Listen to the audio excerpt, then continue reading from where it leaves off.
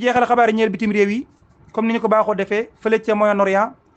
jàmmaar looy dox ci diggante Israël ak Hezbollah ak waa Hamas. Hezbollah nag gën caa fës. Nahim Qasim mi nga xam ne moom la ñu fal léegi yees yëkkati na ay kàddu discours am bu njëkk waaye itam bëccëg bu ñuul kukk la Israël dundaat tey. bala ñu yàkkal yooyu yëpp nag ñu fàttali leen partenaire bi ñu baaxoon ci xabaar bitim réew di Senon Technologies ki njàpp na soxna Maam Jaara Buso lay di yëngu ci wàllu médecine traditionnelle seen appareil analyseur quantum bu xarañ bi nga xam ne gis ñu rek ngay déggee ticket te saloo ci ko appareil bi lépp li wéy dem sa tànk ba sa bopp mu génneel la ko te bu ñu noppee nag fajal la ko bokk ci yéen i faj diabète asthme fibrome kyste prostate règle douloureuse hépatique rhumatisme trouble digestif nerf sciatique impuissance hémorroïde interne externe ndoxum si articulation waaye itam seen photo massage bi nga xam ne day ñëfee dem nee ñu xarañ na nee ñu baax na te itam nee ñu am na sutura ndax da nga ñëw toog mbësal la sa aw yaram képp koo xam ne ko fi tuwoon a photo boobu yi wala bëgg a def consultation ngir xam ne di nekk yaram mën naa jaar ci numéro yi 77 336 33 65 77 336 33 65 wala 76 391 17 36 76 391 17 36 kon xabaar yi ñeel Moyen-Orient dañ koy tàmbalee kon ci bëccëg bu lëndëm bi nga xam ne Israël dund na ko tey rek dégg ngeen léegi sunu mbokk sama xarit Almuntaqa Kan di ko wax nga xam ne tey juróom-ñaari doomi réew Israël faatuwaat nañu bi yoonoon du ñooy soldat mais ay doomi réewam ñoo faatu ak itam ñoo am ay gaañu-gaañu dégg ngeen ni mu ko waxee la ko waral moo di bombardement yi waa Hezbollah yi rek Hezbollah dañoo kon bombardé waat rek Israël mu jur leen kon jafe-jafe xam ngeen ne Hezbollah daanaka waxtu wu nekk dañuy xëy di bombardé fële ca Israël di xeex ak ñoom Israël nag woy ngir bëgg daal fexe ba kon atteindre leen te moo di yàq seen infrastructure donte nag yàq na lu bare bay nee na waaye ba léegi Hezbollah ñi seen capacité ci wàllum xeex. Nahim Qasim mi ñu fal léegi yees mu nekk secrétaire général bu Hezbollah wuutu fa jàmbaar jii di Hassan Nasrallah yëkkati na ay kaddoom yu njëkk nag ginnaaw ba ñu ko tegee ci bopp kuréel googu ñaari fan rek ginnaaw ba ñu ko fa tegee moom nag wax na ay objectif yi nga xam ne moom la ñu bëgg waaye itam wax itam mbirum négociation nee na daal ñun suñu objectif moom ña nga ca du ñu may dara Israël daa ñu wéy di xeex ak moom daal nu mu bëggee rek noonu la ñuy doxalee bu fekkee Israël moom nangu na suñuy condition yi ñuy proposé bu fekkee nangu naa daal waxtaan bu fekkee nangu naa waxtaan d'accord nañu waxtaan waaye nag à condition que ñun la ñu bëgg lay def ñoom nag la ñuy waxoon mooy Israël daal bëggee jàmm seen diggante ak ñoom na jàmmal waa Palestine ñoom daal ne ñu kon noppi nañu ngir no daal moom noppi na ngir waxtaan waaye waxtaan yi daal day tegu ci seen ay condition boo ko Israël nangu nañu waxtaan amal déggoo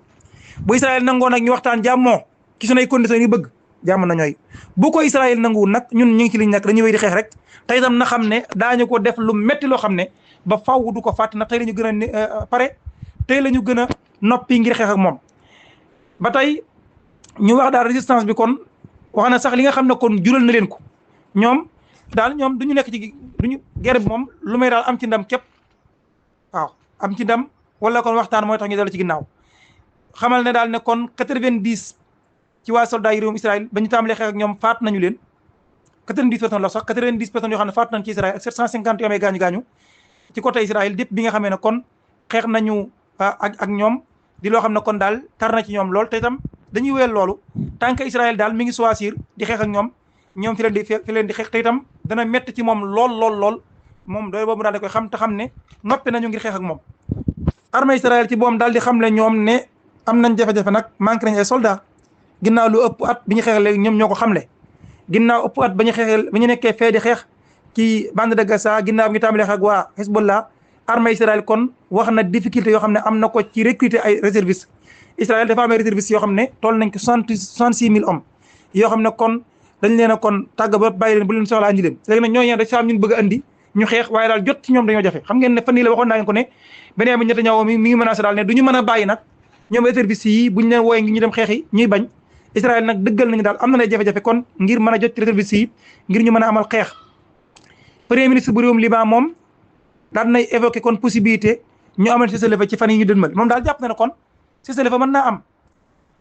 ginnaaw waxtaan yoo xam ne amal na ko 30 octobre diggam ak daal benn émissaire bu Amérique ngir waxtaan ci wàllum cessez-le-feu bi ñu bëgg laata présidentielle américain yi di am premier ministre bi daal jàpp na ne kon armée Liban bi tamit ñoom noppi nañu ngir déployer wu dem ci sud bu Liban waaye daal kon ginnaaw bu ñu waxtaanee ba déggoo kon lay doon ñoom daal ñi ngi wut ay pexe ngir waxtaan ba amal ak déggoo te Amérique kon lañ ci bëgg a jaar mu dimbali leen loolu kon la premier ministre bu réewum Liban kon daal di xamle Iran daal dinañuy tuumaal waa Israël dañoo tuumaal Amérique l'Iran accuse les États-Unis d'avoir aidé Israël dans sa riposte bi Israël amaloon fan yee ci ginnaaw ci seen territoire ñoom waa Iran nee ñu États-Unis ñoo leen ci dimbali de nee ñu daal aviation israélienne ñoom espace aérien bu Irak kon lanu jaaree ngir attaquer seen suuf ndax xam na ne daal ñoom li nga xam ne kon moo di waa Israël amul benn yoon boo xam ne seen espace aérien ñoom Israël kon dugg nañ ca kon dañoo dem jaare ca Irak ngir kon mën a amal attaque si yi nga xam ne kon moom la ñu visé woon